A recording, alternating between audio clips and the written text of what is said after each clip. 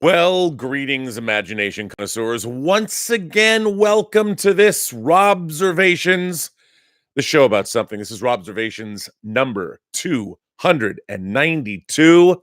Unbelievable. And I, of course, am the Viceroy of Verisimilitude, the master of fun and wonder, the existential Mr. Rogers, bringing you what has been called the NPR of the geek movie pundit space. Robservations, a show about something. Of course, longtime viewers will know this show is brought to you by Lucky Tiger Men's grooming products for those men who want to look good and feel great. And of course, they sponsor this show, the channel, me, all of that. And if you go to their website at getluckytiger.com, you can buy any of their great products. They're great stocking stuffers, by the way, and get 20% off your order if you punch in PGS for Post-Geek Singularity. Amazing, right? So great. And it's really great to have a sponsor. And me here, of course, Robert Meyer Burnett, bringing you the Lucky Tiger love. And, you know, one of the byproducts of this channel I'm approaching December 15th, as a lot of you know, is my 1-year anniversary doing these chats. Robservations live chat number 1 was broadcast, was transmitted, was uploaded on December 15th of last year. One of the unexpected byproducts of doing this is the sheer love and joy that has been sent my way via all of you. And the missives, the notes, the DMs, the emails, and then, of course, all of your super chats supporting the channel, Patreon, all of that has been overwhelming and amazing. But one of the things that constantly amazes me is sometimes people have sent me things. And I did an unboxing video once a while ago, and I received another box of goodness from a bunch of you, and I'm going to take the time to share what people have sent me. Now, this is not a plea for people to send me gifts because, I'm already overwhelmed by the support. However, sometimes, I've been getting, my favorite thing is when I get stuff people have done, like books or artwork. Joseph sent me a great drawing as me as Captain Picard.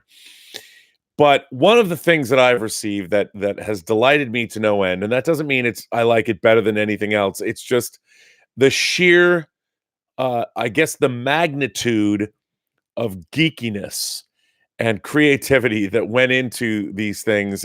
I'm blown away by, and I received a second one.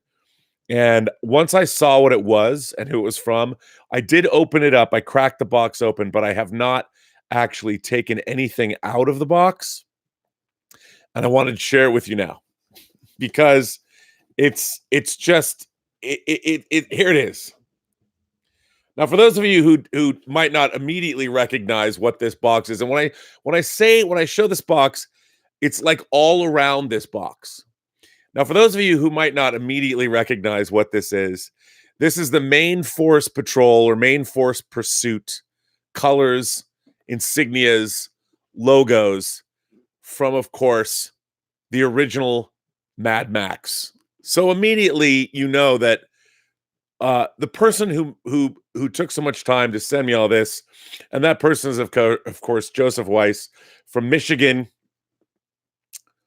Actually, I can't say where in Michigan. He's from Hawley, Michigan. He sent me one of these before, and this is a new one. And already he's stepped up his game, and I can't even imagine. So as I open this up, I know that it was chock-a-block. Now, this box is full. It's almost full to the rim. And I'm going to read.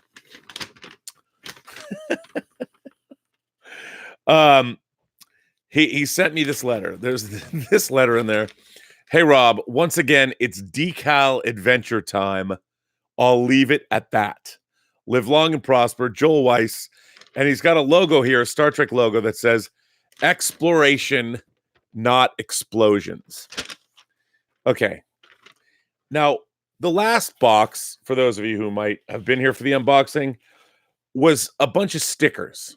It's stickers, but they're the geekiest stickers like ever. I used to order from a company called TK Graphics like lots of stickers, and I love stickers. I used to put them on my portfolios or peaches when I was a kid.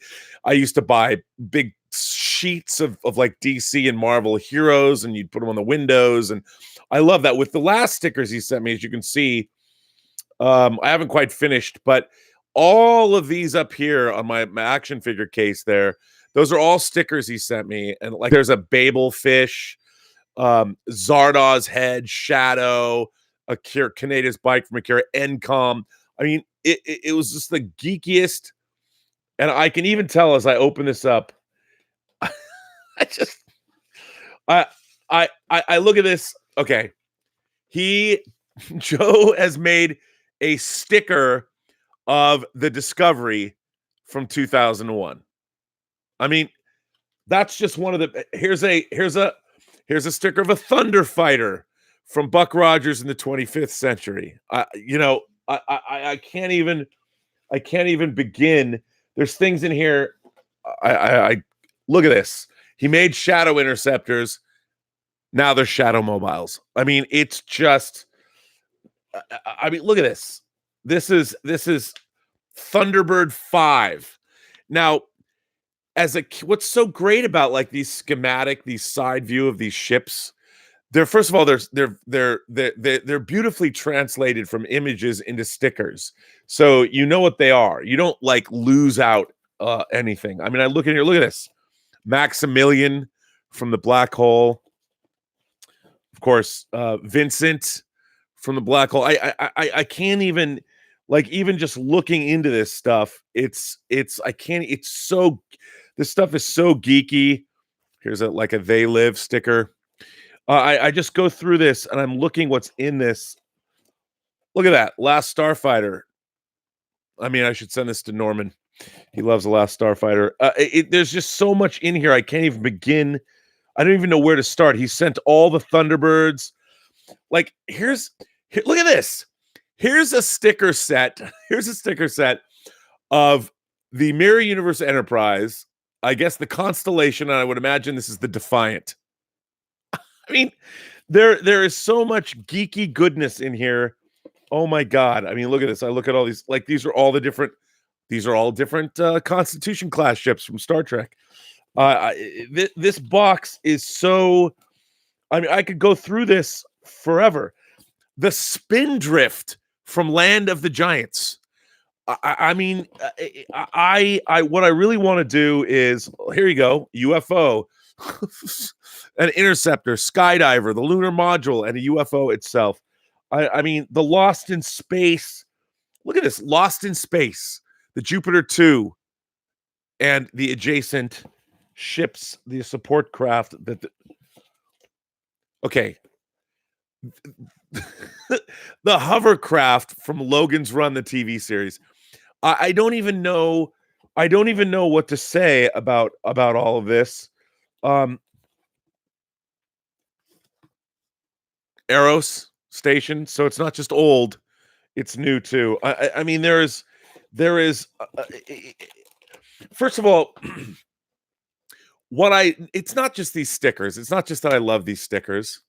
It's that somebody just did such a deep dive into geekdom that I'm both touched, awestruck, amazed, all of these things all at once. And I realize that in Joe here, I definitely have a kindred spirit, and so do all of you. And what I really think that we should do is I think that I need to harness Joe's great creativity.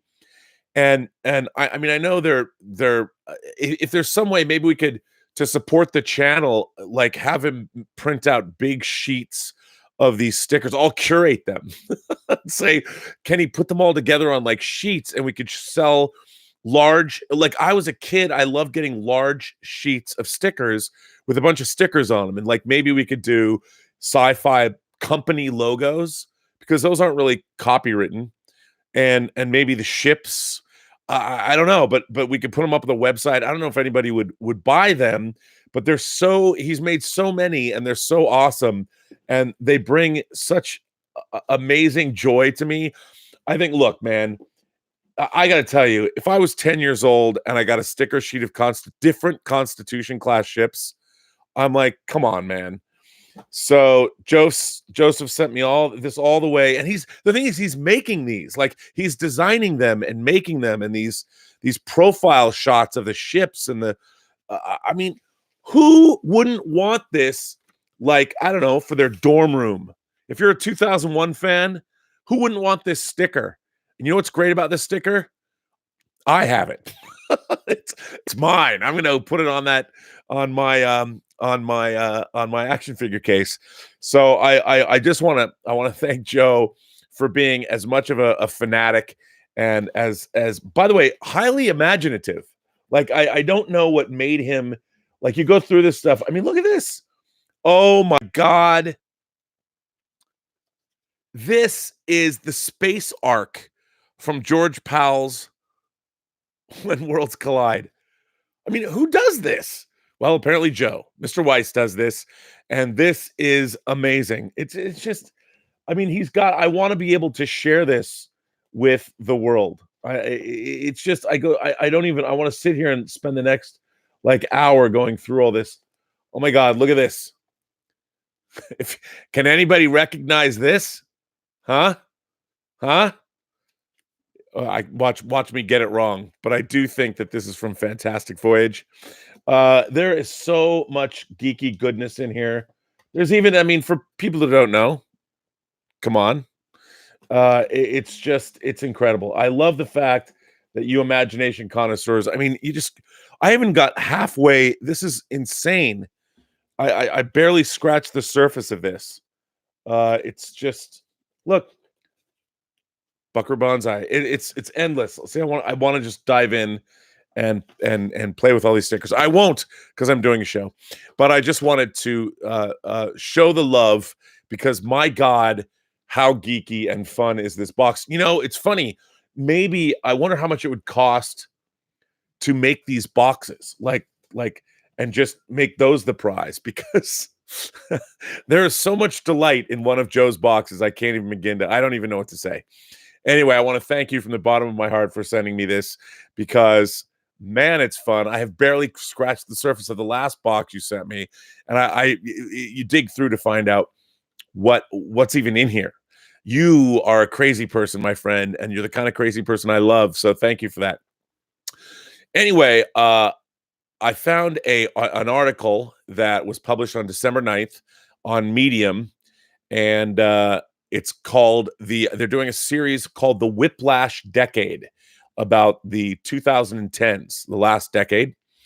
And Alex Papademos wrote an article called "The Decade Comic Book Nerds Became Our Cultural Overlords."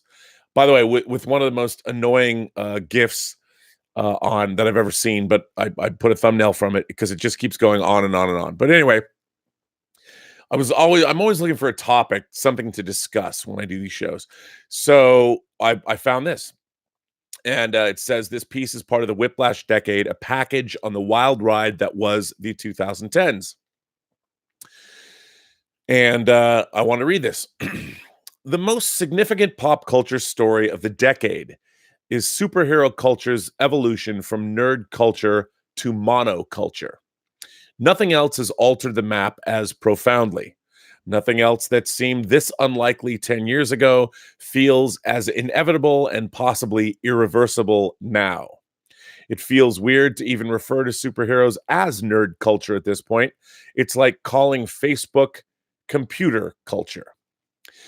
For the record, there was once a social cost associated with being into superhero fiction past the age of 14 or so.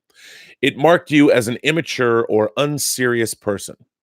When people made movies and TV shows based on comic books, they were generally pretty bad. Bad in a cynical, why try harder way, and largely uninterested in digging into the thematic richness of their source material. Even the okay ones weren't tailored to the tastes of people with a pre-existing investment in the characters or otherwise optimized as a product. The best you could hope for as a comic book loving moviegoer was either a competent action film that happened to be about Blade or The Punisher, or an actual filmmaker running away with comic book subject matter in some interesting directions. Ong Lee using the Hulk to tell a story about the sons of angry fathers, or Tim Burton using Batman and Catwoman to tell a story about freaks. If any of the people making these movies and shows imagine their work might someday tie into a massive interconnected fictional universe to rival the Star Wars galaxy, they kept that weird notion to themselves. Anyway, that was then. And in terms of comic book based filmmaking, you could argue that now starts in 2005 with Batman Begins, the first of three self serious, super well made Christopher Nolan movies starring Christian Bale as Batman. Or it starts in 2008 when Jon Favreau's Iron Man made almost $100 million during its opening weekend. There's also a case to be made that the advent of nerd culture entertainment, not watered down for general audience consumption, starts with the shift from the interpretive to the comprehensive. The let's shoot every page approach taken by Peter Jackson's Lord of the Rings, the Twilight and Harry Potter franchises, and Robert Rodriguez's strict constructionist take on Frank Miller's Sin City. But the real inflection point here is 2012, when the first Avengers movie opened and raked in $207 million, establishing that a cinematic universe that mimicked the long-form storytelling and all hands-on-deck crossover events of superhero comics was something people would actually be interested in. It seems insane to type that now, but as anybody who's ever tried to marathon the MCU will undoubtedly tell you, the character introduction movies that came after Iron Man and before Avengers, Captain America, the First Avenger, and Thor, both came out in 2011, were a little flabby and under-imagined. Plus, nobody had ever actually tried anything like this before. Now, I'm going to interject as I read this article. I would like to pontificate a little bit. It always seems funny to me when we read these I don't know, op-ed pieces about nerd culture after the fact. Because I would go back and I would say that, well, for me, the demarcation point of real nerd culture in terms of a pop culture tsunami that crashed upon the waves of pop culture was Star Wars in 1977. Star Wars was not a nerd movie. It was not a movie that appealed just to, I don't know. I don't even know what you'd call them because at 10 years old, I was totally nerdy, but I was also completely enamored of the world around me. Even at 10, I liked girls, even though I loved Star Trek. I loved Logan's Run. I loved Twilight Zone. I loved comic books. But here's the thing. I had a well-balanced life. I did not come to this material after the fact when the rest of my life was letting me down. For me, all of my nerd interests fueled my interest in reality.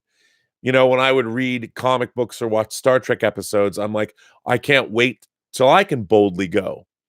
My friend Jeff Swafford, when I was growing up, when we were 10 years old, would plot these elaborate bus rides where in Seattle, I've told this story before, but you could get a 50-cent bus pass every weekend on Saturday and Sunday and ride the bus for unlimited time. And you could transfer at will. So Jeff, starting at 10 years old, would take all of the bus schedules, they come out every 3 months, and plot these elaborate bus rides where he and I, and hopefully other people would join us. Usually there was 3 or 4 of us. And we would go all over the city. We'd go to the airport and watch planes take off because we all love jetliners and built model kits of jetliners. We love going to the Pike Place Market. We love going to the waterfront. We went to the Ballard locks and watched boats go through the locks. So we were, even at 10, we were adventurous. And my geeky interests, I never ever identified with that geek stereotype. I certainly knew it existed. It was something when I started going to conventions. I think I went to my first one when I was 10. It was at the Seattle Center. And I even then I knew that maybe I didn't identify with everybody who was there. But I think when I saw what happened with Star Wars and how everybody loved Star Wars, it was apparent to me that pretty much everybody liked these kinds of things that were now geeky if they were presented in a way that was accessible to the masses. And as you've heard me say on the show, Star Wars is about a war veteran, a farmer, and a truck driver. That's what it's about. Han Solo is a truck driver. Luke Skywalker is a farmer. Ben Kenobi is a war veteran. It's only Princess Leia who's actually a princess. And that is the escapism. The idea is that you have these salt of the earth guys, basically workaday blue collar dudes. We didn't know about Obi-Wan's. We hadn't seen Obi-Wan's pass as a Jedi yet. He's just an old hermit living in the rocks or in the outback or in the Dune Sea, wherever he lives on Tatooine.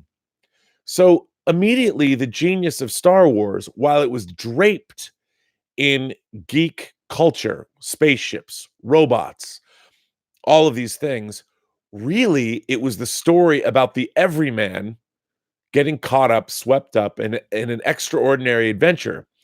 But it was the everyman that stepped up to the plate. It was all of us. All of us were Luke Skywalker. All of us were Han Solo. Heck, all of us were R2 and 3PO. And it was something that showed me as a 10-year-old in 1977 that presented in the right way, everybody loves science fiction, fantasy, horror. I mean, what is Jaws but the story about three other workaday guys, a cop, an oceanographer, a fisherman, going after a monster in the shape of Jaws? What was The Exorcist? The Exorcist was about, well, yes, admittedly, Chris McNeil was an actress, a Hollywood actress, but she was also a single mom. She was a single mom who was trying to make ends meet, trying to deal with her life, and her little daughter gets possessed by the devil, which is pretty much what happens to every single 12-year-old girl. Every mother understood that, yep, when my daughter turned 12, basically she was possessed by Satan. This, again, was something everybody could relate to. Yet, on the other hand, The Exorcist is one of the greatest horror films ever made. So you had a great genre movie, but really what it was about the experience of what every mother goes through dealing with watching her daughter grow up.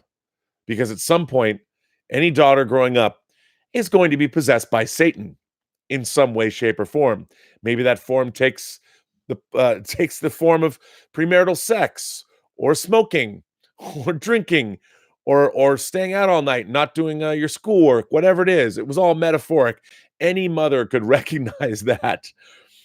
And Jaws, three men going after a monster to save their town. So what was really interesting about all of these things, we saw the every people, and they were getting involved in completely what a lot of people would say would be nerdy interests. And what was really interesting about 70s science fiction is the way, or horror films, even Alien. 2 years after Star Wars, when we get to Alien is again about a crew, a six-member crew of an oil refinery. I mean, these guys are oil workers in space. And it was really interesting to watch all of that because, to me, these are some of the greatest science fiction films ever made, but the characters are totally relatable. So the world embraced all of this. All of these movies made lots of money. Exorcist, Star Wars, Jaws, Alien, and these are some of the, still to this day, revered as classic cinema. Now, anybody would watch these movies. These were not the typical nerd fare, even though they are nerd touchstones. They're part of the holy grail of whatever book is written about nerddom. The cornerstones, these 70s cornerstone films, and all the adjunct movies that go along with it. Halloween is about a babysitter who runs afoul of the boogeyman. Phantasm is about a kid whose parents are dead, and his older brother is going to leave him, and he's terrified of being abandoned. He winds up finding out that the local mortuary is actually a processing area for dead bodies to be shipped home as slave labor for a crazy tall alien overlord with flying silver spheres that pump out your brains. I mean, it's very interesting that the great genre cinema of the 70s was all about real people. So to me, when I would go to these films as a 10-year-old or a little bit older, I totally identified. This was not geeky stuff. Obviously I didn't have to deal with silver spheres or the dead body of my cousin being resurrected. I didn't have to deal with that, but I understood even as a kid, I sort of got the idea that I'm watching movies about, real people I knew, just in a science fiction fantasy context. So even though comic books, of course, were a little bit different, people have always said that the DC characters, Superman, Wonder Woman, Batman, Aquaman, Red Tornado, John Jones, the Martian Manhunter, that these characters were gods. The DC heroes were gods, and then the Marvel characters are more demigods. But even so, you could relate to the fact that even Superman had to turn into a workaday guy in order to get through life. And that's what secret identities were for. So you could read comic books and stories about superheroes, but whenever they would deal with the plight of their daily lives, I identified. I think that's one of the reasons that the Teen Titans became one of my favorite superhero teams, is because their civilian lives were just as compelling as their lives as superheroes. But anyway, let me go on. Marvel declared bankruptcy in 1996 and spent the early 2000s loaning out properties like Spider-Man and the X-Men to movie studios for chump change. It had come up with the table stakes for what became the MCU by essentially betting the house of ideas, putting up 10 of its most potentially valuable properties, including Captain America, Doctor Strange, Black Panther, and the Avengers, as collateral in exchange for a $525 million loan from Merrill Lynch in 2005. Kevin Feige, now the president of Marvel Studios, likes to talk about going around hat in hand to completion bond companies and foreign rights buyers before the first Iron Man, just another indie producer on the grind, and watching their eyes glaze over when he started to talk about Captain America. And why wouldn't they? The MCU worked because Feige and whoever else, but it's Feige who gets the print the legend auteur status here, realized that the interconnectedness was the thing. That the allure of Marvel's paper universe had less to do with its echoes of Perseus or Gilgamesh and more to do with what it took from soap opera. But try explaining that to anybody who didn't grow up with this stuff in their blood. Now, I would say that's a very astute thing to say, but any comic book reader who was enamored of the X-Men, the same way I was enamored of the X-Men and the Teen Titans, it was always the soap opera nature of comic books, especially the beginning in the 60s when superheroes really started crossing over. Flash of Two Worlds, or whatever, the DC book. I mean, this was not something that was lost on the comic book readership. It's certainly, if I explained it to my mother, who'd been watching General Hospital for 50 years, she would get it.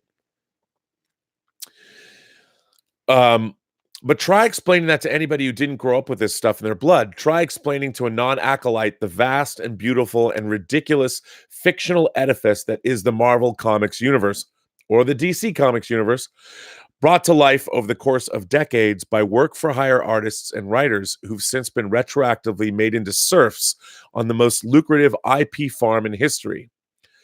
Whitwater's ran basin-scale gold field of story, complete with a built-in audience eager to see these stories retold with name actors on a humongous screen to check them off a list, collect them all.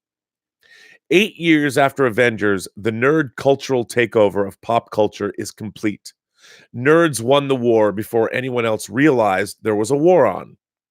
We don't yet know what kind of long-term effects the unprecedented dominance of a single pop genre is going to have on movie making and movie going and life on Earth in general, but we're starting to see some data on the effect of that dominance on nerds as a cohort and the initial results on how we're going to govern as overlords of pop culture.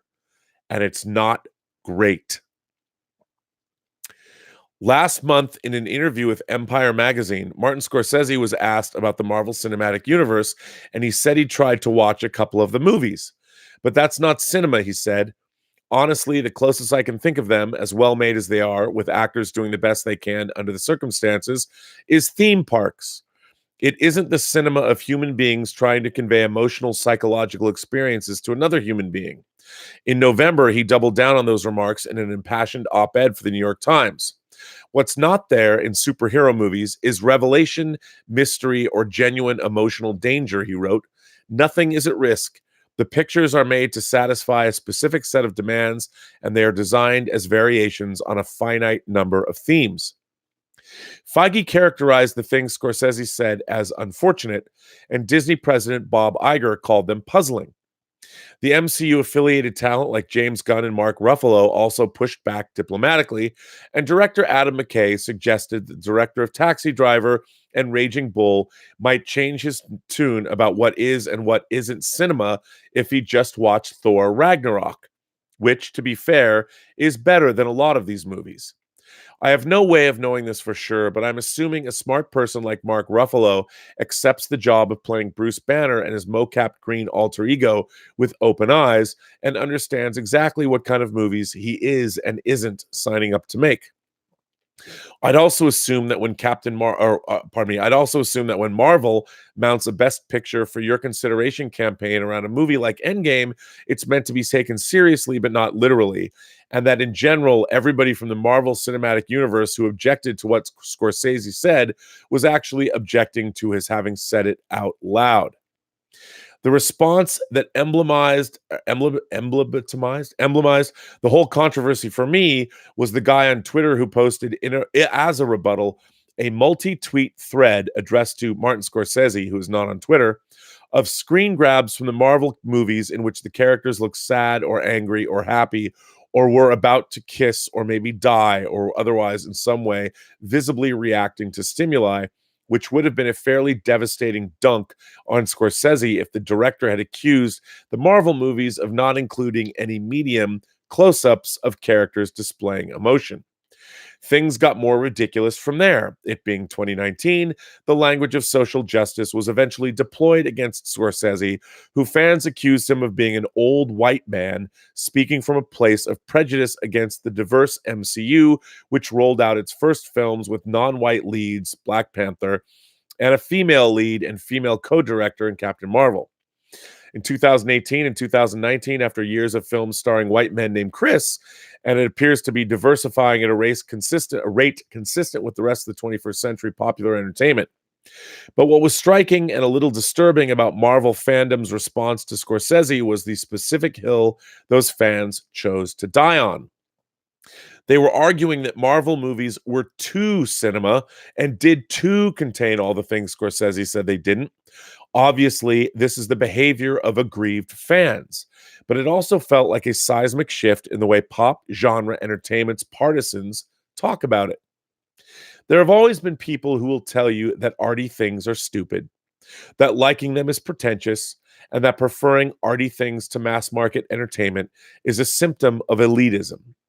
The thing that's new about the MCU Twitter's reaction to Scorsese's statement is that the people making these arguments against the supposed privileging of a certain type of arty thing are doing it without rejecting the notion that movies should aspire to fulfill an audience's need for profundity. They're just arguing that we can and should look to corporate superhero movies to provide it. If you could somehow, using a time gem or whatever the fuck, bring forward a person of sufficiently reactionary Philistine tendencies from, let's say, 1985, and gave them Scorsese's op-ed to read, they would undoubtedly dismiss Scorsese as an egghead whose tastes were hopelessly effete and out of touch with what real people liked. They would take issue with Scorsese's assertion that aesthetic, emotional, and spiritual revelation should be the goal of cinema. What our hypothetical 1980s anti-snob would probably not try to argue is that we could find more than enough aesthetic, emotional, and spiritual revelation in Rambo First Blood Part 2 or A View to a Kill. It's hard to make an apples and oranges comparison between 1985 and 2019. The fifth and seventh highest grossing movies of 1985 were Mask and The Killing Fields, both of which would probably be straight to Netflix prestige loss leaders today. But as far back as I can remember, there was an understanding that Rambo and The Killing Fields, while both technically Hollywood movies, were playing in different leagues and maybe even different sports. Unless you were a true snob or a true vulgarian, you tried to experience the best of what both of these categories had to offer. The mark of a thinking person was the ability to evaluate these very different things by different criteria, to weigh a movie's achievements in the context of its genre and its specific aspirations. The argument against Scorsese is that the same blockbuster movies that dominate what's historically been the Rambo category should also be part of the conversation about art, that they should be taken seriously by the critical and awards distributing infrastructure whose de facto function is to honor the best of the Killing Fields category, that the presence of certain signifiers of middle-brow classiness, Tilda Swinton in a supporting role, a glancing evocation of 3 Days of the Condor, means that the movie is somehow about something other than advancing the mighty Marvel meta-narrative, and that the failure of that establishment to bend the knee before Thor and Captain America is proof of snobbery or even corruption. But the need for certain areas of film culture to hold the line about what is and what is not cinema, and therefore worthy of critical lionization and Oscar gold, is no longer about maintaining an abstract set of aesthetic prejudices and qualitative standards. It's about protecting every other kind of movie making from the existential threat of the blockbuster. Now more than ever, the existence of a reward structure for certain kinds of prestige cinema, the fact that critics' year-end top 10 lists and the stakes of awards season give the culture a reason to spend a few months out of every year talking about acting and directing in foreign films is just about the only thing that keeps non-blockbusters from being completely drowned out of the public consciousness by the next phase of Marvel, the next Star Wars trilogy, or the newest and most twisted take on a Batman villain. This isn't about what is or isn't cinema. It's about whether the corporations that already dominate so much of the cultural landscape through pure market share should also be allowed to set the parameters of what we can ask for from art. It's not about whether superhero movies are capable of making us feel things, but about the need for movies that show us dimensions of human feeling more complex than Bruce Wayne's childhood trauma or the raccoon that talks to the tree. The reason all of this should worry you, even if you have zero investment in superhero movies or their relative position vis-a-vis film culture as a whole, is that the response to Scorsese is a populist groundswell in service of the status quo, of corporations, and of power. In the case of Marvel Stans versus Marty, it's the expression of a vestigial inferiority complex and hypersensitivity to gatekeeping left over from the days when the culture at large couldn't look at anything comics related that wasn't Mouse or Watchmen without making jokes about Adam West's tights. But functionally, it is a mass movement rising up to defend a Goliath against the impertinence of a David. It's unlikely that superhero movies will ever drive adult dramas and foreign language films and independent movies out of multiplexes entirely, but it's impossible to imagine the opposite happening. There is no way what Scorsese says about superhero movies imperils their existence, and a million ways in which the omnipresence of those films in the marketplace creates barriers preventing the next Scorsese from making her Mean Streets. We're now in a historical moment where anyone can claim to be a victim of bullying irrespective of the relative power relationship between the accused bully and the party ostensibly being bullied. Before it became a catch-all banner uniting misogynists of all stripes, Gamergate was about defending the 43.4 billion video game industry and the fans of its most popular products against the perceived threat of independently produced text-based role-playing games about depression. What superhero movies and violent video games aimed at 16-year-old boys and YA fiction novels for teenagers have in common is that they were once looked down upon by the culture at large and have since become market forces so supermassive that no individual's objection to them means anything at all. Yet their adherents will tolerate no dissent, rushing to the barricades at the drop of a mean tweet. It'd be funny if it weren't funny at all. Most of the time, corporations have to pay people to lay down this kind of astroturf on their behalf. This is what nerds are now.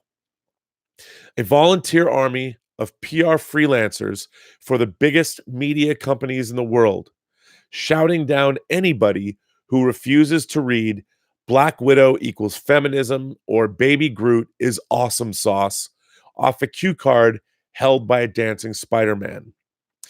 To these poor souls, I recommend carving out a few hours of the waning decade for a movie called The Irishman, in which a guy commits for life to an institution that doesn't care about him at all and realizes too late that he's absolutely powerless. I love this piece, and I'm sure, there'll be a lot of people out there that are, But what's interesting to me is that even when I grew up in the 70s and saw movies like Alien and Star Wars and eventually Star Trek come back, and they became juggernauts, they became big money makers, and people tried to follow in their wake. It didn't have a profound influence on the culture at large. My friends that I was growing up with pretty much stayed the same. They weren't being turned into geeks. People that like sports, they would see Star Wars and go, that was awesome. And they go back to playing sports. I was never bullied for my interests except once. And that was when I went to, I came to school in a Star Trek uniform the day Star Trek The Motion Picture opened.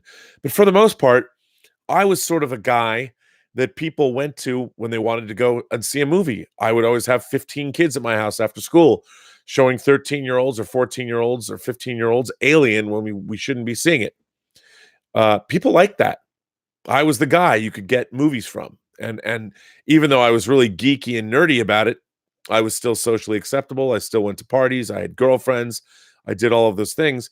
But I was really the only one like that. I didn't know anyone else at my junior high and high school that was, well, when I went into high school, I met a few more people, but not very many. And the world around me was not suddenly being transmuted by some power into the geeky world at large that we have now. I mean, everyone's a geek. Everyone loves the Marvel Cinematic Universe. Movies don't make $1 billion if you don't have the general population going to see them. I love the world that we live in today. I really do. But as this article points out, when I grew up, and even now in my mind, I compartmentalize the things that I love. Now, I grew up loving genre fiction, but I understood that, and I took away, and as Yoda said to Luke in Empire Strikes Back, what's in the cave? Only what you take with you. And I've always maintained that there's a lot of people in our culture that will never accept superheroes as a wall comes down. There's absolutely a prejudice against Star Trek. There's a prejudice against Star Trek by even by the people that are making Star Trek now. They look back in their minds, because I've seen it. I've talked to people, and I understand that, they have to make Star Trek new and modern because, after all, that show, back in the day, it was so campy and colorful, and you had the Mugatu and Tribbles and all that. Well, if you've already made up your mind that you can't, and I understand you can't if you're already prejudicial against those things, there's not going to be a revelation that's going to someday make you love classic Star Trek. It's very hard to get over.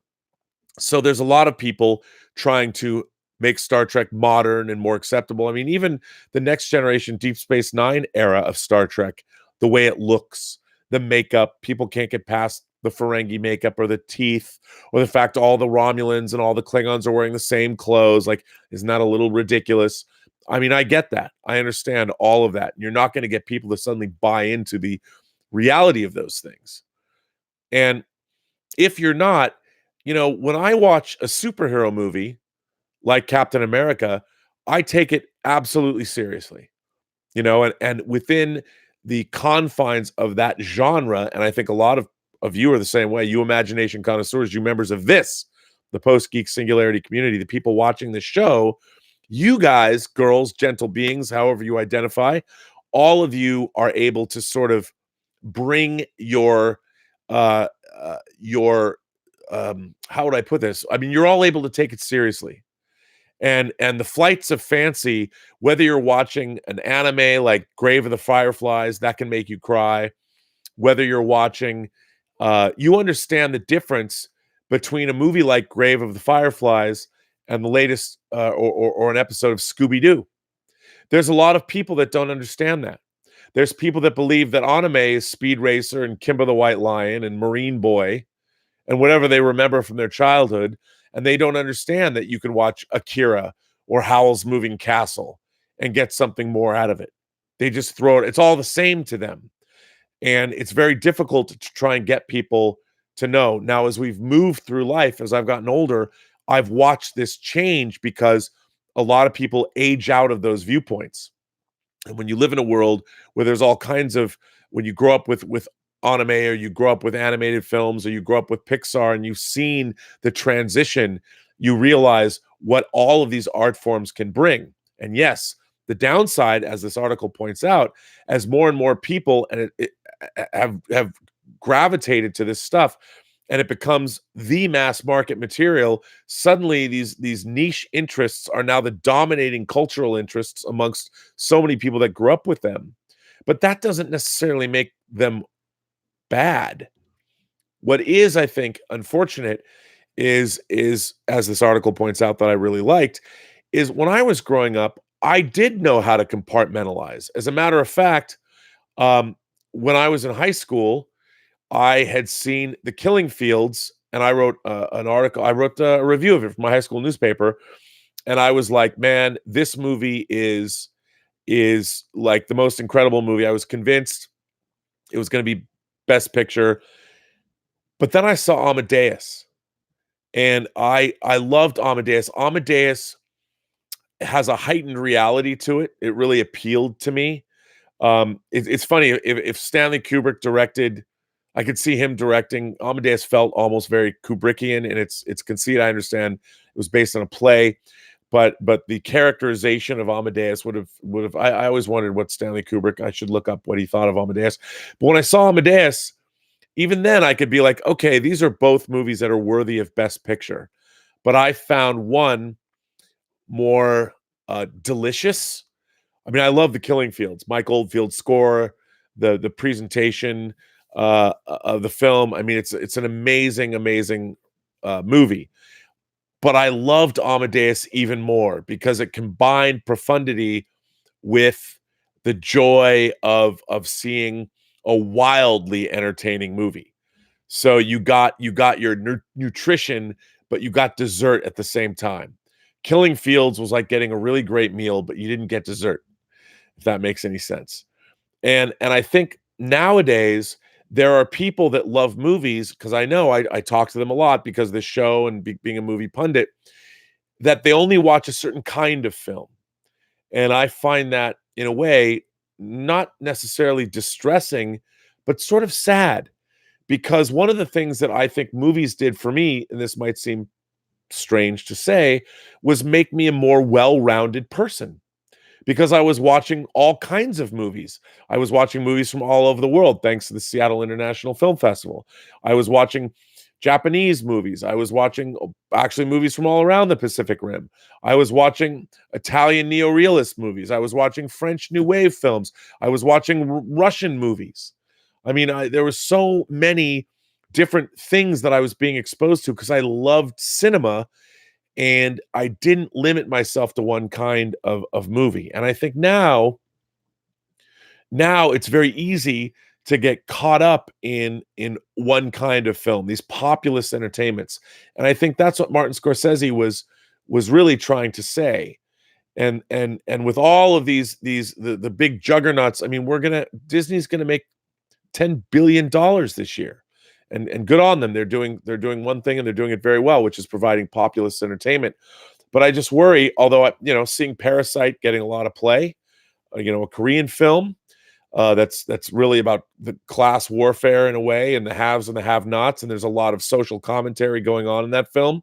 And I just think that it's important that, as much as we love all this stuff, I mean, even being an imagination connoisseur in the 70s, you could go from Planet of the Apes or the Omega Man and Logan's Run to A Boy and His Dog or The Final Program or Rollerball. There was very different kinds of movies, and they were all falling under the bubble of science fiction.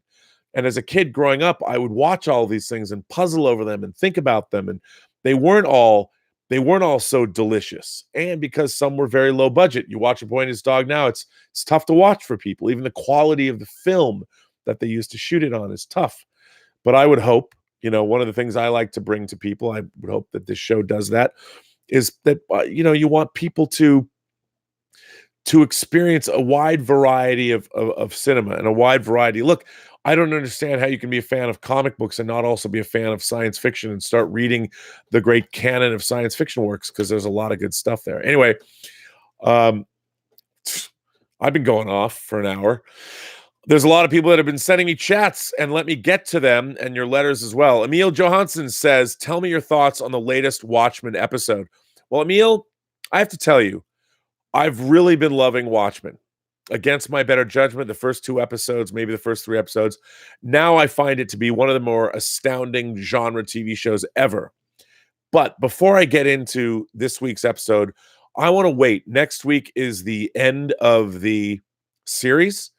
The 9th episode will air, and I really want to gather my thoughts and really sort of have time to read a bunch of op-ed pieces and reflect on what I'm thinking. But I really liked this past episode. I thought it was, I think it's amazing to me, first of all, that it even exists. I can't believe it exists. That astonishes me.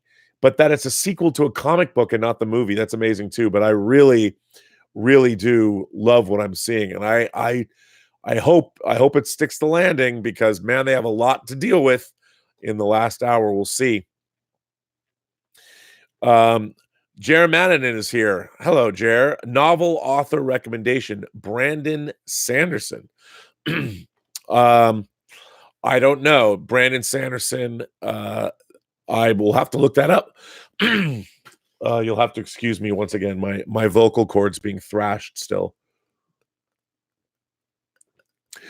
Peter Parker says, found out you DJ. That's cool. DJ stories. Well, Peter, I haven't DJ'd really since the 80s. I DJ'd at college, when I was in college, and also at some certain parties and things. It was different. Than DJ culture now has become an art form. And like, there are DJs that I've even gone to see, like Tiesto and the Ibiza DJs of the late 90s and early aughts. And it's truly an art form. And you look at the hip hop DJing that went around at the dawn of hip hop culture in the late 70s and 80s.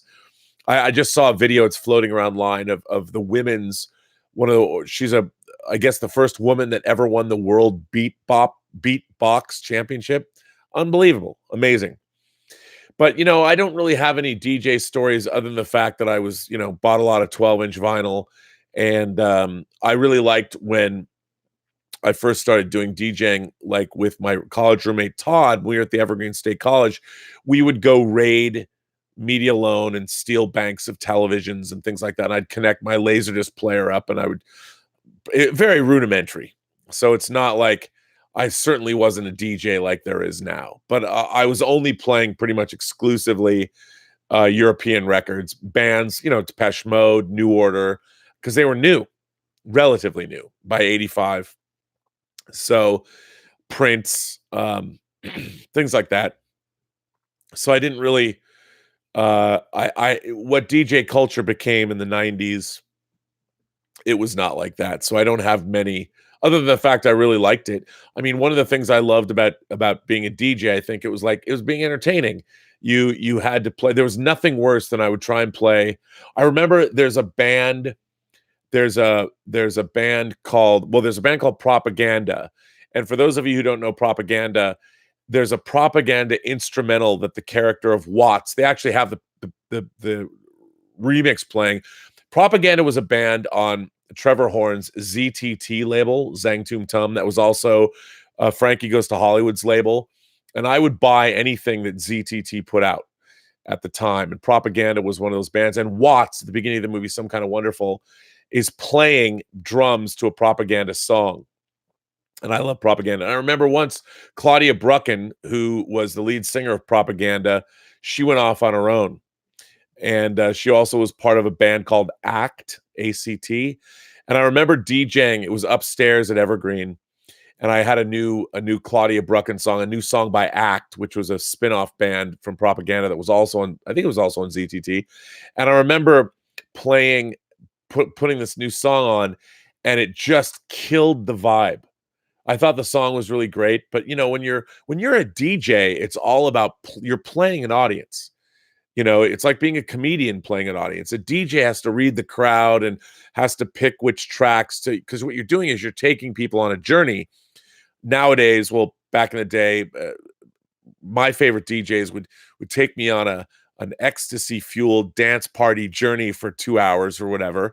And even back in the 80s, I wanted to do that. And I always felt bad when I would play a new record or something and it was cool. I'm like, oh my God, I have a new Claudia Brucken track, and I played it and it just killed the vibe on the dance floor. And I'm like, you got to listen to this. It's new. I just got it from Europe.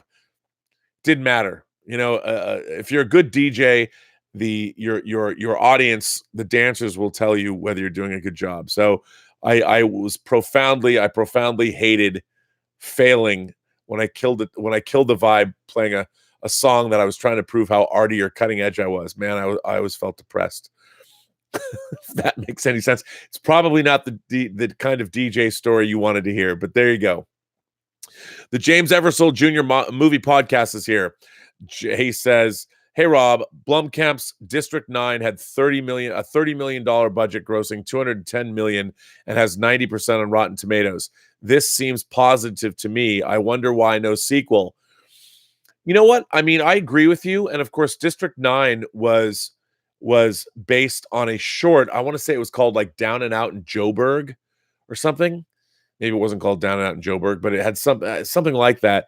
I think that maybe he just wanted to use the clout of that movie and not make a sequel.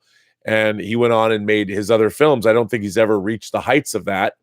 But, Chappie, Elysium, things like that. Maybe he'll come back. But obviously, I agree with you. I think I really liked District 9 a lot. I thought District 9 was a really, really interesting movie. Yeah. Sister Harrow says, I just watched Campia's video on The Matrix 4. Bravo for correcting Campia in regards to Lana Wachowski. He should know better. What Sister Harlow is referring to is we were talking about The Matrix 4 and Jonathan Gao being cast in Matrix 4, and I was waxing rhapsodic about how Jonathan Gao is one of my man crushes, along with John Barrowman. And it's not just a man's sexuality that causes me to have a crush on them. It's just because they're awesome. But I like them both. But we were talking about the Wachowskis, and John did refer to, I think he said either him. He called Lana Wachowski him, obviously, and I did correct him and say no, her. And my feeling for that is it's like, look, I believe that people should be referred to by how they view themselves. If somebody is transgendered and they want to be referred by whatever they want to be referred to, I think that there's no problem and there's no reason why we can't honor that. Um, just like, hey, people ask me whether I want to be called Bob, Rob, Robbie, Bobby, Roberto, Rachmel. I mean, however, people have asked me, well, what would you like me to call you? And I think that's exactly the same. I think anybody who is however they are, you should afford them the courtesy of finding out how they want to be called. And I can't even imagine what it's like to be to feel like you're not in the right body. And if you're going to go through and it's hard enough dealing with life as it is, but to have that extra added burden that you have to carry, I don't see why there's what I've never understood. I've never understood that all of this stuff to me, whether it's LGBTQ people, whether it's people that consider themselves, I mean, trans is, I guess, part of that. But to me, I've always believed, even when I was younger, that this is all naturally occurring. The idea that somebody was born, that someone with more feminine characteristics was born in the body of a male, that seems to me like naturally occurring. It doesn't happen a lot, but it's a naturally occurring thing. And over the course of my life, I've come to believe, having known many people that identify as homosexual, I'm like, yes, this was a naturally occurring function of biology. And so to me, I've always felt like, and this is a civil rights issue. These are people that exist the way they exist. There's no mistakes there. It's just the way that it happened. It's not, if you look at it from a percentage basis, it's not a large percentage of the population, but it's a percentage of the population. It happened, it occurred. So if people are there, it means it's part of the natural order of things. It might not be always, obviously, clearly, it's a small subset of the natural order, but it's naturally occurring. And I think, why not live in a world where we help those people along who are as much a part of the tapestry of human beings as anyone else? Just because there's a lot fewer of them, or their majority is not that way, doesn't mean that minority doesn't exist and that we shouldn't recognize them. It goes back to my philosophy. We're all Homo sapiens. And until somebody can prove to me through biology that we're not Homo sapiens in some way, like if Homo superior, like the mutant gene shows up and we're all mutants, well, then I might have a problem legislating. Then, of course, look, all human beings, no matter who you are, we can all be prejudiced against Homo superior and read our X-Men comics. But no, I mean, I think that obviously, if somebody is a certain way, just like you just respect them. I don't understand why it's so difficult to respect people's wishes. As long as their wishes are not infringing upon my wishes or my ability to live my life, I think it's important. And I think that one of the things we're missing in political discourse and social discourse is just respecting one another. I really do. I think we're missing that bit of just respect for one another and what other people are going through. Life is hard, man. It is hard. And I think anytime you can extend somebody a courtesy, doesn't cost you any money, but you never know when somebody, just a kind word, how much it can mean. I know from doing these shows, people write me all the time. I don't even know what I said sometimes, and people will tell me, you said this thing on the show, and I really appreciated it. I was in a bad place, and it made me feel good. I mean, isn't that what we should be doing for each other? I mean, shouldn't that be our baseline? Look, man, life will be over soon enough for all of us. It's coming for all of us. So why not just if you can make someone else's life a little bit better, what's wrong with that? So, Sister Harlow, I appreciate that. Yeah, I think it was important that it was corrected. By the way, I'm a huge Wachowskis fan. I love what they're doing. And the sisters, I wish the sisters were both making it together. I don't know. But, if Lana's going to kick it out of the park again, I think that's great. I can't wait to see The Matrix 4. I think the Matrix sequels, as much as they're maligned by our community, I think that we might be getting something pretty cool with Matrix 4. At least I'm hoping. Dieter Bastian says, "Hey, Rob, I've seen you on the John Campea show today, and what have I learned? The walk of the Mandalorian has no verisimilitude. Now I will keep my eyes open for it." Well, what Dieter Bastian is referring to, last week on the John Campea show, John was talking about the fact that anybody could be in the Mandalorian armor on the show. And I made the point of saying that I think Pedro Pascal is in the Mandalorian armor a lot less than we might think. And of course, Bryce Dallas Howard made comments and confirmed that for her entire episode that she directed, episode 4 of The Mandalorian, she never worked with him. He was never there. He was doing or prepping King Lear on Broadway. He wasn't even in that episode. There is no Pedro Pascal. His body does not appear in episode 4 of The Mandalorian, only his voice. And I made the point, and I found this sort of interesting. I made the point today that one of the things, there's a lot of walking in The Mandalorian. And to me, I've had a problem whenever I've watched The Mandalorian. This is something in the back of my mind that I never really said anything about, but it never seemed to me that The Mandalorian walked like the badass he should be.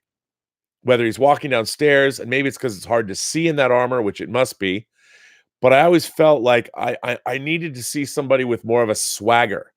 You know, one of my favorite, this is such a weird thing to say, but one of my favorite swinging dick, swaggering walks in any movie is William Peterson in To Live and Die in L.A.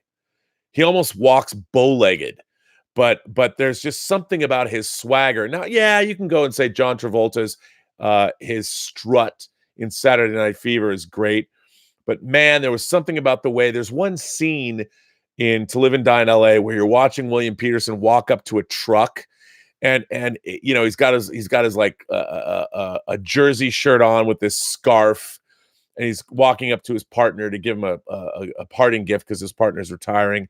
And the way that guy swaggered, I mean, his big clanging brass balls, and you look at that and you're like, man, now that's the way a dude walks. And you know, you expect that from a gunfighter like the Mandalorian. I don't like the way he walks. I was in the back of my mind, I was thinking about this the whole time, and I realized because a stuntman's playing the Mandalorian, but what you're not getting is you're not getting an actor inhabiting that armor and walking the way I think a big ballsy Mandalorian warrior. Next time, hey, maybe I'm wrong. Maybe you think I'm wrong. Maybe if you go back and you watch The Mandalorian, because there's a lot of walking in The Mandalorian, watch how the Mandalorian walks and carries himself and tell me if I'm right or wrong. Maybe I'm crazy. But you know what? In my heroes, I want to see, you know, it's like Matthew McConaughey in Dazed and Confused. I think Matthew McConaughey once said, I don't know if he says it in the movie itself, but he says, you lead with your cock. You know, you push your cock out and you let your cock drag you down or lead the way. And that's what I want from the Mandalorian. You know, his armor, I want him armor first, but that's not what the Star Wars universe does. But anyway, that's what I was referring to. And it was very interesting to find out that Bryce Dallas Howard said that, and Pedro Pascal's, because I'm like, after seeing what we've seen, Pedro Pascal could knock out all of his lines of dialogue for the entire series in a day. So it'd be interesting to see as this developing story develops where that's going to take us.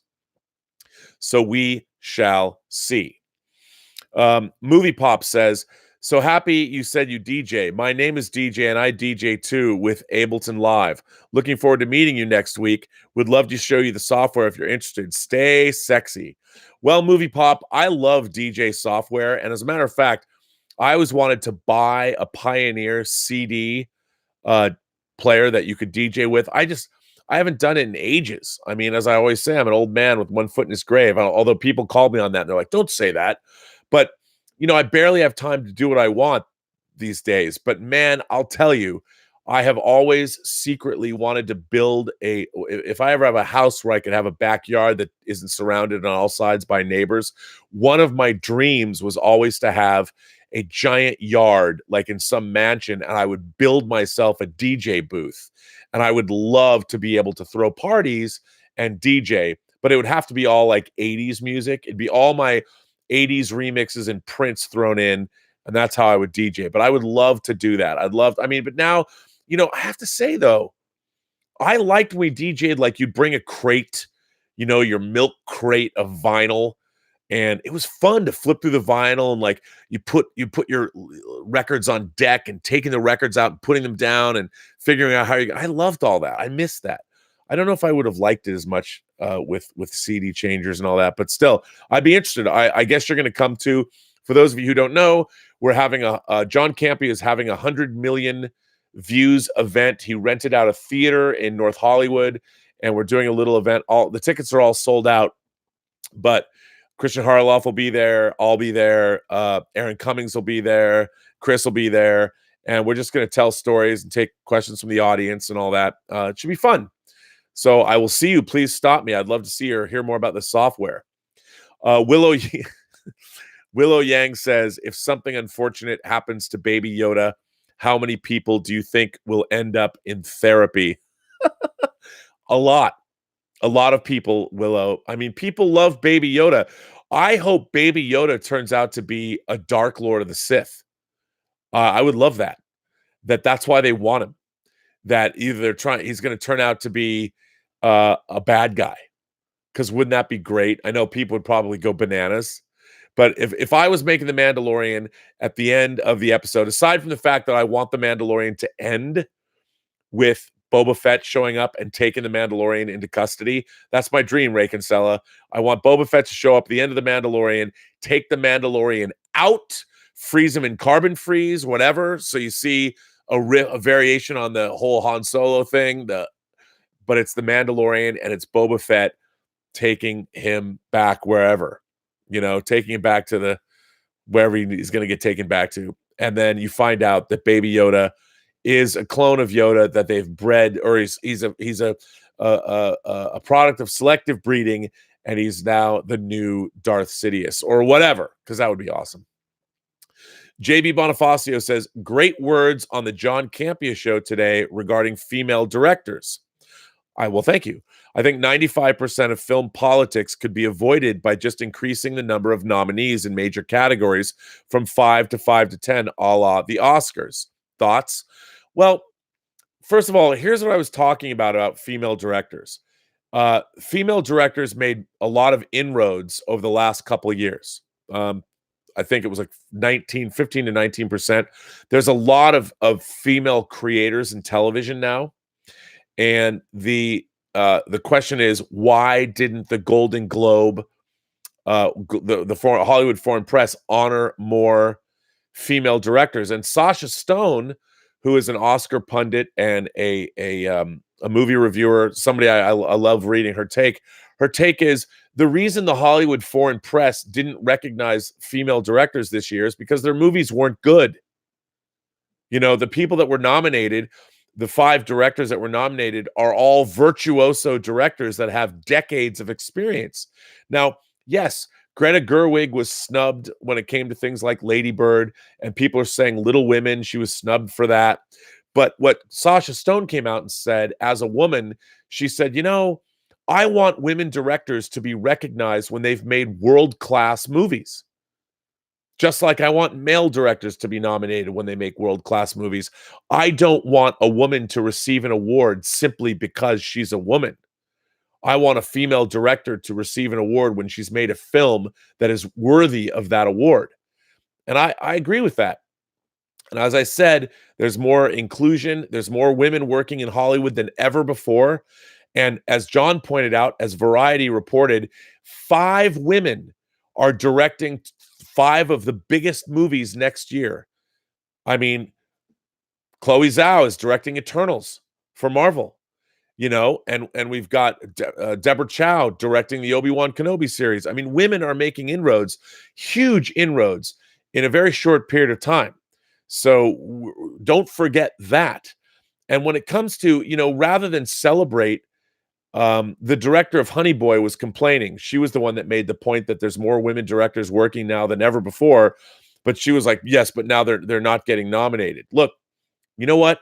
The every kid gets a trophy syndrome permeates all facets of our culture. just because we've got more women who are working in film, which is great, you shouldn't then denigrate the great work that decades of filmmaking has allowed these directors to achieve. You can't take away from Martin Scorsese's career. The Irishman is an astonishing achievement. Quentin Tarantino's work, Sam Mendes's work, Todd Phillips's work. Why then? Again, I've always said you cannot trade one oppression for another. The whole point is we all have to come along together. We have to move forward together. You don't play well, because I was oppressed, now it's my turn to be an oppressor. Who wants to live in that world? And the great thing is we should celebrate. I mean, look, Greta Gerwig as a director, she's not just a director. She's an auteur. Lady Bird, Olivia Wilde. I don't know if she wrote, I don't think she wrote her film this year, Booksmart. I don't think she wrote it. But fantastic job directing. I loved Lady Bird. I haven't seen Little Women yet, and I watched what Olivia Wilde did with Booksmart. Great stuff. But was it a Best Picture or Best Director of the Year? I don't know about that. I do know that seeing Olivia Wilde direct made me excited to see her next movie, just like I want to see Little Women because of Greta Gerwig. But to complain about getting awards seems a little short-sighted. I mean, what you want is we need more people of all kinds directing movies. The more voices we get, the more experiences that are going to be shared through the work that is being done, the better off we are. I mean, frankly, to be honest, you talk about Lana Wachowski, the Matrix movies have always been sort of informed by her, how she identifies. I want to see, now that she's completely out about how she identifies as Lana, I want to see how that's going to inform the Matrix 4, because there's always been a lot of that bubbling under the surface, and I think it's going to be really interesting. I mean, as medical technology moves further into the future, people are going to be able to change their sex much easier than they can now.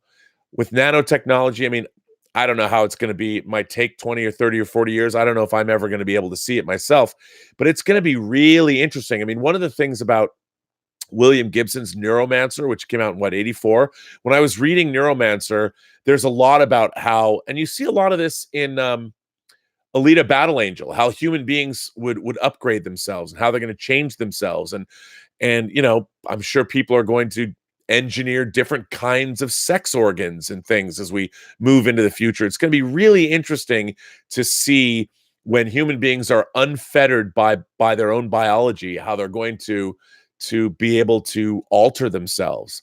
And I think that's going to be fascinating. I wish I would live in a world to see what it's going to be like when more and more people, I don't think we're going to become the Borg necessarily, but it's going to be interesting.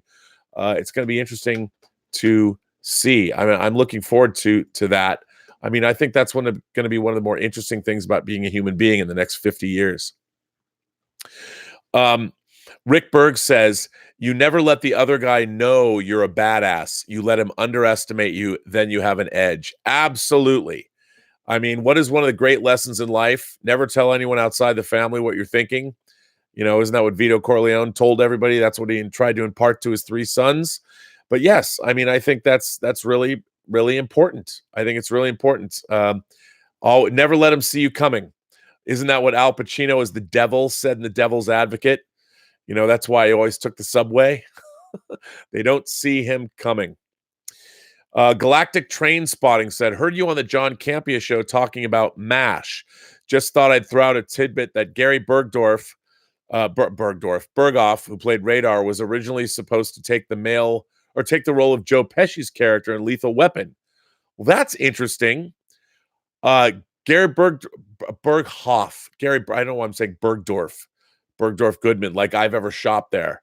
But Gary Berghoff, who played Radar, I did not know he was supposed to be Joe Pesci's character, because whatever you want, Leo gets in Lethal Weapon.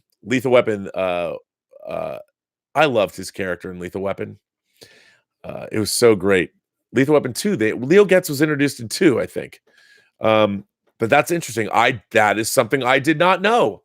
So we found out that Gary, not only was he going from the movie into the TV series, he was going to play a character in Lethal Weapon. I didn't know that. David Cabrera says, "Hi, Rob. Which Superman is that behind you?" That's a good question. Are you talking about? We've got this is the Christopher Reeve hot toy, the Superman the movie hot toy, but I do have the Henry Cavill hot toy as well, and this is Jor-El. I never really got finished with. This is a Marlon Brando Jor-El, but I do have the 3 hot toys they made from Man of Steel. They made Zod, Jor-El, the Russell Crowe Jor-El. Actually, isn't Russell? Yeah, okay. This is Russell Crowe as Jor-El here, and then they also made Zod. So indeed, but that's who that is. You're going to see all those soon. Everything's going to be changed. I'm going to have a hot toy cam. I'm just going to hit. I'm going to have a hot toy cam pointed. I can just hit a button and you'll see my hot toys lit up. I can't wait to do that. It'll be fun. Every time I do a show, I'm going to have to move the camera to a different hot toys section, and it can be looked at. I think that'll be amusing. At least I think it would be. I don't know if anyone else will think it'll be amusing, but I think it'll be amusing. So let's see here. I got letters, kids. I got letters, and I haven't read any letters yet. And I apologize for that. Let's drop in the letters. Ooh, I just realized, that's great. Got the final conform for Tango Shalom, which is exciting.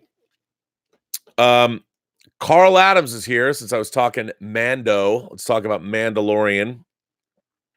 Carl Adams writes, "Hi, Robert. I was listening to the John Campea show today, and you said that the Mandalorian is supposed to be a badass, but he's getting beat up everywhere he goes. I see it a little differently. I do not see the Mandalorian as someone that's bad at fighting or his job. I see him as someone that just hasn't reached his full badass potential. I think you were expecting William Money out of Missouri." That is a great reference. That's, by the way, Unforgiven. William Money out of Missouri that had killed women and children with a reputation everyone knows and fears. I see him as a gunslinger that is still building his reputation, a reputation that I hope he will live up to as the seasons progress. He is at the beginning of his journey and gaining allies, experience, weapons, and armor as he goes. I'd buy that. Almost like it's a live-action version of a role-playing game. I expect him to be more of a badass as the seasons progress. With that said, I can tell you exactly how badass he was when the show started. The show states he's best in the parsec. What does that mean for us? Proxima Centauri, the nearest star to our own, is 1.3 parsecs away. Not much competition in our parsec. What does it mean for Star Wars? A parsec is a distance of 3.26 light years, with the Star Wars universe being 120,000 light years in size, our own being 100,000. That means you can divide the Star Wars universe into 36,810 parsecs. For example, for comparison, the United States has roughly 35,000 cities. The equivalent of saying the Mandalorian is the best bounty hunter in his city. The show is said to take place in the more remote regions of the Star Wars universe, so that would make the Mandalorian the best bounty hunter in, say, Everett, Washington. This is awesome. I just wanted to share my perspective. Keep doing what you do, and thanks, Carl Adams. Carl, this was a great letter. And you know what? Even I need something like the Mandalorian put into perspective for me. I love that.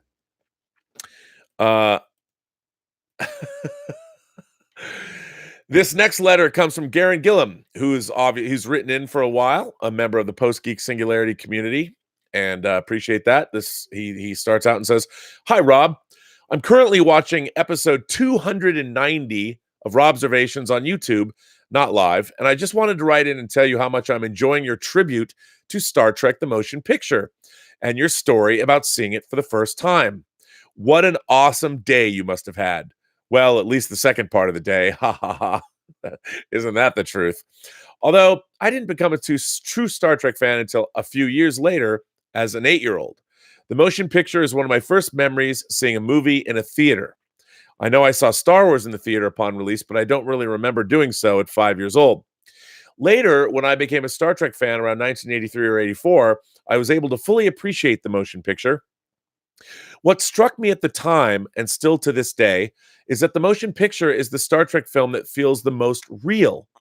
Starfleet really feels like an organization that could actually exist. I also love how the Enterprise is the most significant thing in Earth's orbit. You know what?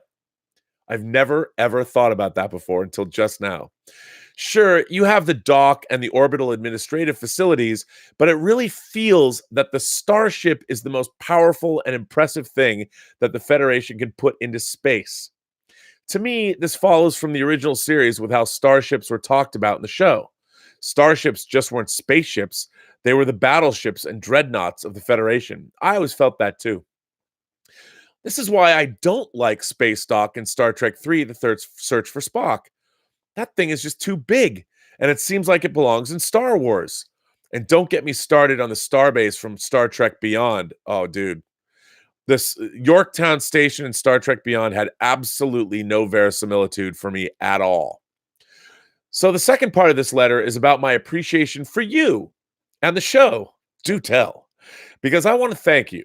I want to thank you for reminding me of things that I loved, but I'd forgotten about or just haven't thought about in a long time. Some of these things are UFO. This show was like the Holy Grail when I was a kid because it wasn't on much and it was just hard to find when it was on. I love the model vehicles and spaceships on this show so much. I need to buy a region-free player so I can pick up the Blu-ray set. Man, the Blu-rays are awesome of UFO. Awesome. Ditto for Space 1999.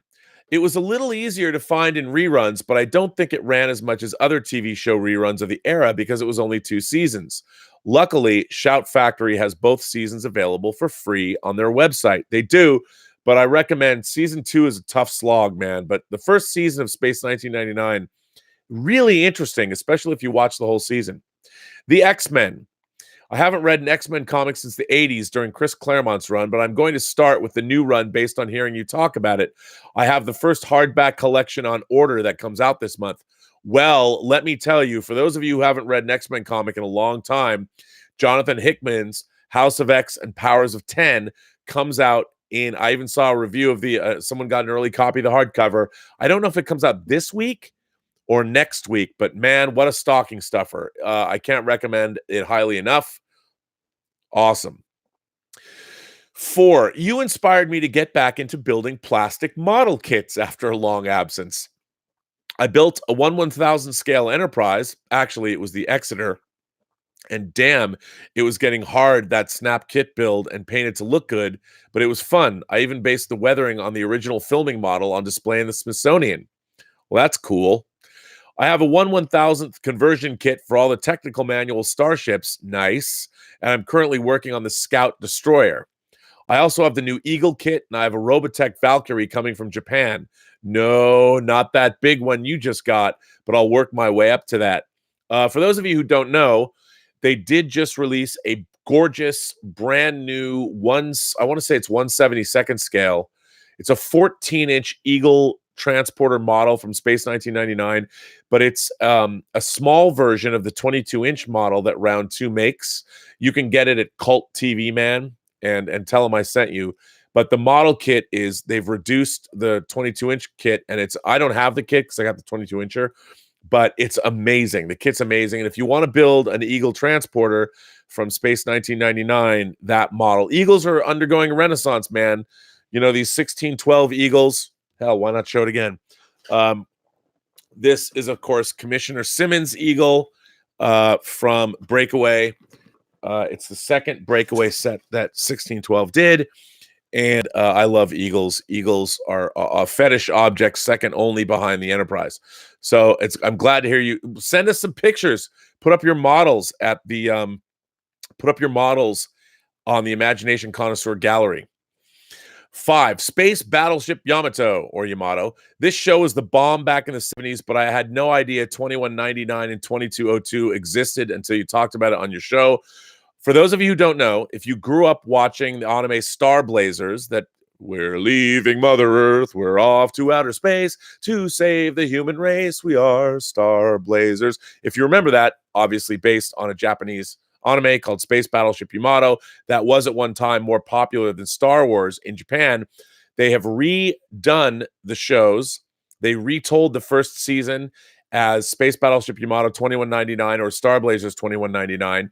And then they redid the Comet Empire storyline as 2202.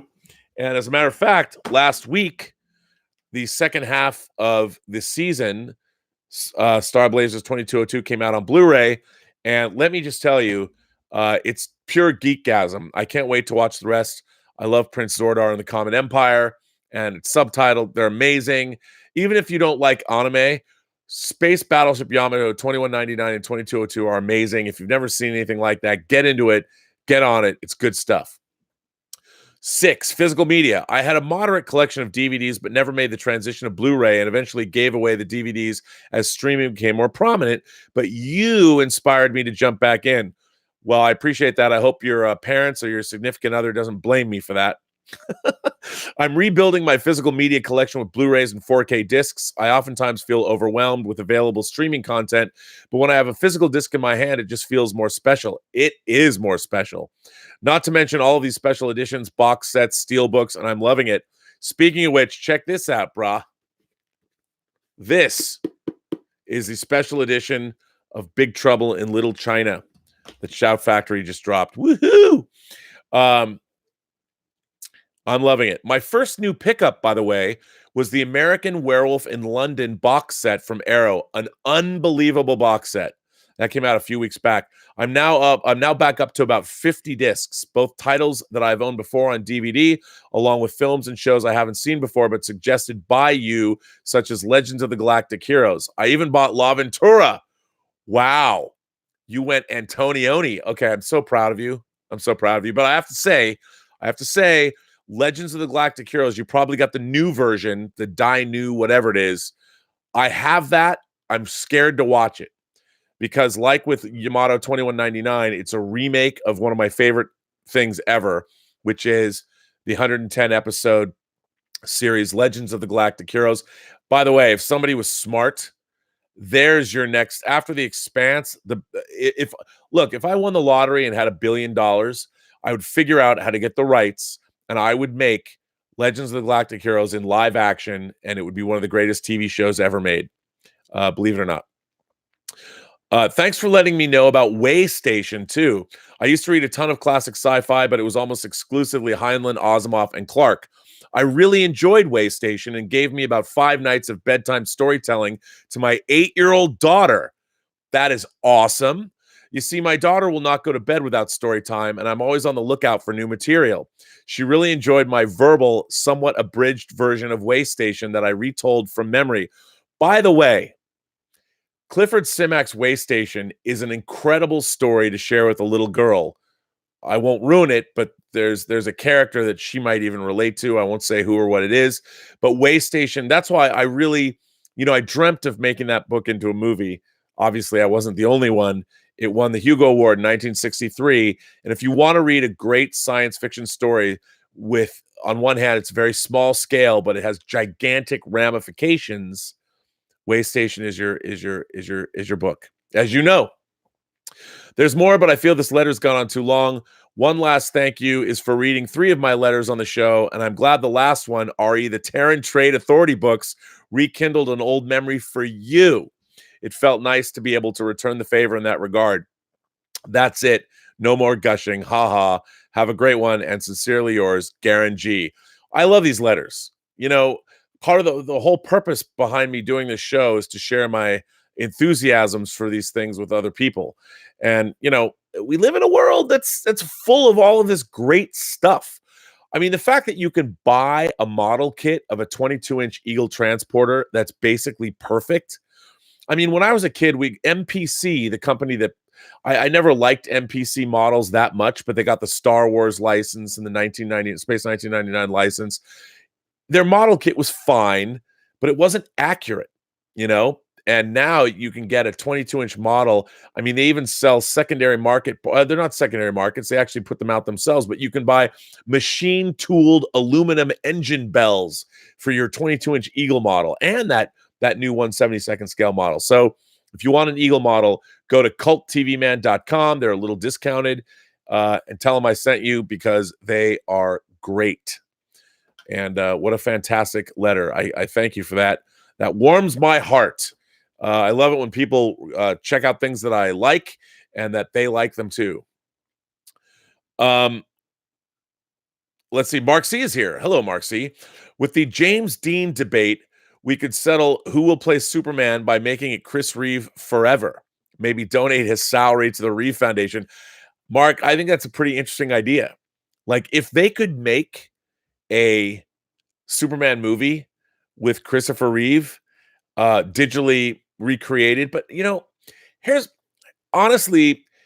my problem with that. I think subconsciously that one of the reasons we've always loved movies is because there's real people in them. Like, even though the stories are all made up and everything isn't real, we see the people that are in movies as being the best, even if they're playing bad guys. I mean, they're always heightened versions of humanity, and we watch movies because even with all the artifice, even though every single thing you see in a film frame, in the proscenium of the frame is fake, we can tell ourselves that there's a reality to it. And I don't know. I mean, maybe in the future, nobody's going to care. But I don't know if I want to live in a world where all of the movies that we watch have digitally created human beings in them. So there's no real human beings in front of the camera. I mean, sure, I grew up in a world where I like my favorite things about certain actors are little twitches they have, or the way their eyes glisten, or the way somebody throws their hair back, or just the way a person, a human being looks. And when you watch movies, for instance, like I've always said, I love Sharon Stone in Basic Instinct. One of the things I like about Sharon Stone in Basic Instinct is the clothes she wears, and the clothes she wears was picked for her by a costume designer. The way she puts them on, like when she has to go down to the police station and lets Michael Douglas catch a glimpse of her naked as she pulls up that designer dress. I don't know if it's the way she pulls up the designer dress, only Sharon Stone could pull that particular dress up in that particular way. And the audience becomes the voyeur. You become Nick Curran when you catch this glimpse of her, even though she's probably a homicidal, psychopathic maniac. She's still Sharon Stone in Basic Instinct, and seldom have you seen a woman look better than she does in that movie. And I don't know if a deep learning AI computer could ever digitally create or fabricate a character or recreate an actress and have me as interested. I don't want to watch a digital recreation of Sharon Stone. I don't. I also don't want to watch a digital recreation of Sharon Stone at 35 years of age forever. I'm interested in watching Sharon Stone age. I've liked watching Meryl Streep age on screen. I don't want to go back and watch a new movie with a Meryl Streep that's 20 years old, or the way she looked in The Deer Hunter or Woody Allen's Manhattan. I think one of the great things about our film stars is you have a record of their lives on screen. And I think going back and recreating, why do you need to recreate James Dean digitally? The man made 3 movies. That's it. That's all we have of James Dean. And we know that it won't, all I could be doing, I mean, maybe I'll feel differently about this in the future, but I don't know, man. I think I have a fundamental philosophical problem with that. You know what I just realized as I'm looking at Joe's? I know that this is what popped into my head. This was originally made for the Logan's Run TV series, I think, but it might have been repurposed on another show. I think was this used on Galactica? I know they had a thing. I don't know, but I don't know if this is the Logan's Run version of it. Now that I'm thinking about it, I have to look. Maybe I was wrong. I don't know why I even thought about that, but you know what, Mark C, if you want to support the Foundation, I think it's a good thing, but I don't know. I don't want to watch digital recreations of people. I don't. Anthony Gonzalez asks, why do Klingons have cloaking technology in Star Trek Discovery? Because Star Trek Discovery sucks. No, I'm because nobody cares. Because the people on that show just want Klingons to have cloaking technology just because they don't care. They're not paying any attention. And it's just one more thing that makes my gums bleed about that show. But yeah, because it's lame. That's why. Because it's not canonical. Mark C says, as a Thunderbirds fan, did you ever watch the anime Thunderbirds 2086? I saw one episode of it at a convention. I never watched it. I never got any of the miniatures that they made from the show. I didn't. But you know what? I'd go back and watch it. Is it any good? I don't know. But I totally would watch. I totally would watch it. I absolutely would. But I haven't yet. Jay Canada says, hey, Rob, back in 2018, I read original V creator Kenneth Johnson was behind a big budget movie. I love the idea, but nothing yet. Will this happen? You know, I don't know. For those of you who don't know, Kenneth Johnson, who did create V, he wrote a book. He wrote a sequel book called V: The Next Generation. It was actually pretty interesting because it was about humanity. I want to say it was decades on after the arrival of the visitors in the first miniseries. Because if memory serves, Kenneth Johnson created the miniseries, but he wasn't involved in V: The Final Battle, and he wasn't involved in the series. Or the 18 episode or issue DC comic of V, which I have every issue of. I don't know. I don't know if V will ever come back. The problem with that, it's been mined. There's been different versions of it. Of course, there was the Marina Baccarin V series, which I actually watched a few episodes of, and I thought it wasn't bad. But I don't know. I don't know if it will ever come back. I don't know if Kenneth Johnson, he's an old guy now, and there's that, what old white guys are useful for? Not much nowadays, but I'd like to see it. I'd like to see it come back. But I don't have any news whether or not it is. I will tell you this though: the V miniseries was recently released by Warner Archive on Blu-ray. I keep meaning to pick it up, but I don't. Yeah, I see somebody in the chat says you think that it is the Logan's Run version. Well, that's good. That's why I said it first. That was the first thing that I thought of. Well, anyway, ladies and gentlemen, this concludes Robservations episode number 292. We're closing in on episode 300, amazingly enough. Today is December 10th. In 5 days, I celebrate my 1-year anniversary. I mean, if I doubled up shows, I could on the 15th, maybe I could make it. I guess that would be Sunday. Sunday would be my 300th show. I mean, I guess I could make, well, I don't know. I think it should be 300, but maybe I'll just make it a 1-year anniversary show and celebrate my 300th show days early and still do a 300-minute episode because that would be fun. I don't know. But I want to thank everybody for being here. I want to thank for the ongoing support of the channel. I want to thank, by the way, I have other things that people sent me that I have not opened yet. But I wanted to open this box. I want to thanks to Joseph Weiss for making all these good stickers. I mean, I figure we should make we really should make a Robservations sticker sheets that we can you could buy these big sticker sheets that I don't know if you could. I guess you could roll these up and maybe he can print them all on like you could get a spaceship sheet and then we just sell them on the website or something. Not for very much, but it'd be pretty cool. Or make it maybe a limited edition sticker sheet for everybody because these stickers are just too cool. I let me do this again. I mean, I've never seen a sticker of the Spaceship Discovery from 2001 anymore. Or you could actually, I've always wanted to take a Discovery model and build a model and turn it into a clock, a giant Jupiter clock. And maybe using this sticker, you could mount it on something and do that. But that's one of my dreams, is to make a rotating Jupiter clock that'd be from 2010. But how cool would that be? I mean, I really wanted I keep saying, I really wanted a giant, like an 8-foot. This French couple was making an 8-foot model of the Discovery. They've been working on it for years. I haven't heard anything about it. We had, of course, the 144th scale Discovery that came out, but that wasn't big. Maybe I could do that. But I wanted like a giant, like you'd take a big empty wall in your house and you'd have some expert painter come in and airbrush a giant Jupiter on your wall, and then you turn the whole wall into a giant Jupiter clock with a rotating Discovery and maybe a monolith on the second hand. Maybe somebody could help me out with that. I don't know where I'd put it, but it'd be cool. Anyway, I want to thank my moderating staff. I want to thank Jordy Lyons. I want to thank Louis Yu. I want to thank the Honorable Mayor Mike Bodden. I want to thank Greg Smith. And of course, Detective Jim. How are you all? Well, I hope you're good. Remember, tell everybody Detective Jim's got to get a passport.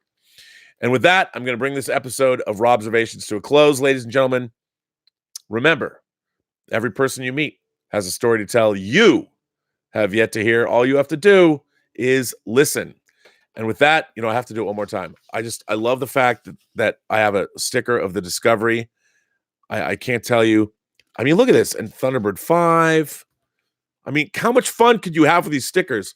Like, if you're a kid, you could be a dad, and you can give your son or daughter these and make a spaceship identification wall and then show them all of the different things. And you could have all these stickers up and you could test them on it.